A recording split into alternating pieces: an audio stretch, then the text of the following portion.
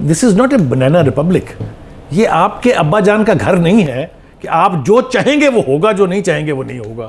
تو میں اس بات پہ مجھے الجھن ہے کہ 4 سال رہ کے کچھ تو سیکھ لینا چاہیے تھا کہ ڈیموکریسی کیسے ایکٹ کرتی ہے, کیسے ورک کرتی ہے, حکومت کیسے چلائی جاتی ہے, کیسے چلائی جانی چاہیے تھی. بچے کی ضد کے اوپر امور سلطنت چھوڑے نہیں جا سکتے.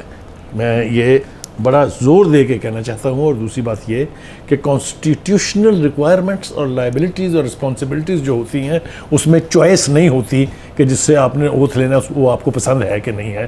دس is a duty which you have to perform.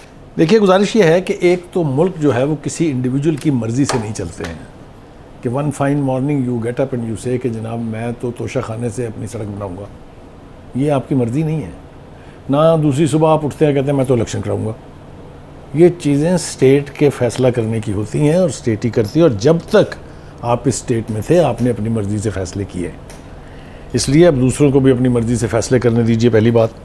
دوسری بات یہ ہے کہ یہ اب الیکشن جو ہے, جس طرح آپ 4 سال تک یہ رزسٹ کرتے رہے کہ یہ جعلی اسمبلی نہیں ہے, یہ دھاندلی زدہ الیکشن نہیں ہے, اسی طرح اب دوسرے کہہ رہے ہیں کہ ہم آ گئے ہیں, ہم آپ کو ووٹ آف نو کانفیڈنس کے ذریعے ہٹا کے آئے ہیں, لہٰذا یہ ہمارا لیجیٹیمیٹ رائٹ ہے کہ اب ہم ٹل دا اینڈ جتنا ٹینیور باقی ہے اس وقت تک حکومت کریں.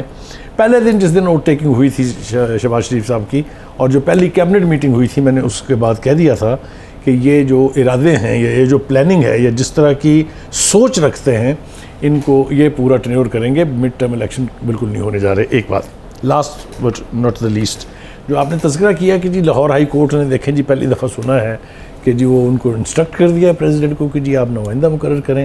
یہ پہلی دفعہ ہوا ہے کہ صدر صاحب جو ہیں انہوں نے اوتھ لینے سے انکار کیا ہے. کبھی وہ بیمار ہو گئے ہیں تو گورنر صاحب کہتے ہیں میں تو لینا ہی نہیں ہے. یہ دس is not a banana republic. یہ آپ کے ابا جان کا گھر نہیں ہے کہ آپ جو چاہیں گے وہ ہوگا, جو نہیں چاہیں گے وہ نہیں ہوگا. تو میں اس بات پہ مجھے الجھن ہے کہ 4 سال رہ کے کچھ تو سیکھ لینا چاہیے تھا کہ ڈیموکریسی کیسے ایکٹ کرتی ہے, کیسے ورک کرتی ہے, حکومت کیسے چلائی جاتی ہے, کیسے چلائی جانی چاہیے تھی. بچے کی ضد کے اوپر امور سلطنت چھوڑے نہیں جا سکتے. میں یہ بڑا زور دے کے کہنا چاہتا ہوں. اور دوسری بات یہ کہ کانسٹیٹیوشنل ریکوائرمنٹس اور لائبلٹیز اور رسپانسبلٹیز جو ہوتی ہیں اس میں چوائس نہیں ہوتی کہ جس سے آپ نے اوتھ لینا وہ آپ کو پسند ہے کہ نہیں ہے. This is a duty which you have to perform. چلو افتخار صاحب, یہ جو نیشنل سیکورٹی کونسل کی میٹنگ ہے, آپ کی نظر میں آپ کیا دیکھتے ہیں؟ اب یہ کیس شٹ ہے اینڈ کلوزڈ؟ میں بطور پاکستانی سمجھتا ہوں کہ اگر مجھے اپنے افواج پاکستان کے 3 سربراہوں پہ اعتماد نہیں رہا, مجھے پاکستان کے منتخب وزیر اعظم پر اعتماد نہیں رہا, مجھے پاکستان کی منتخب جو کابینہ ہے اس پہ اعتماد نہیں رہا, مجھے اس آدمی پہ اعتماد نہیں رہا جس کو بلا کے جس کا بیان آج لیا گیا ہے, تو پھر آپ جو مرضی کہیں. آئی ٹرسٹ مراسلہ ایک حقیقت ہے. پی ٹی آئی کے جو الزامات لگائے گئے ہیں ان کو جواب دے دیا گیا.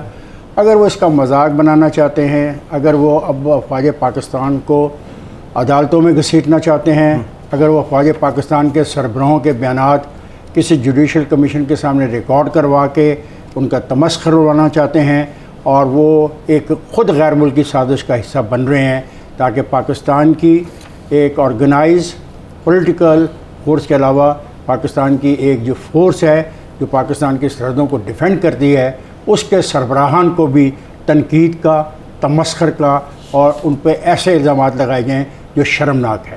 میں ان کے اس رویے کی سخت مذمت کرتا ہوں. And I will stand with the constitution of Pakistan and I will stand with the law of Pakistan. اور افتخار صاحب, ایک اور جو چیز ہے جو فارمر پرائم منسٹر کہتے ہیں کہ نام نہیں لیا کہ جنہوں نے مجھے ہٹایا, اس کا ریمیڈی یہی ہے ارلی الیکشن. جی, ہی نوز بیٹر دین می کہ کون ان کو لے کے آئے تھے. آپ کو شاید یاد نہیں ہے میرے دوست پی جے, جب ہم نے یہ سوال کیا تھا آج سے کئی سال پہلے, تو ان کے جو نمائندے تھے فوج کے ریٹائرڈ جرنیل, وہ ہمارے گلے پڑ جاتے تھے.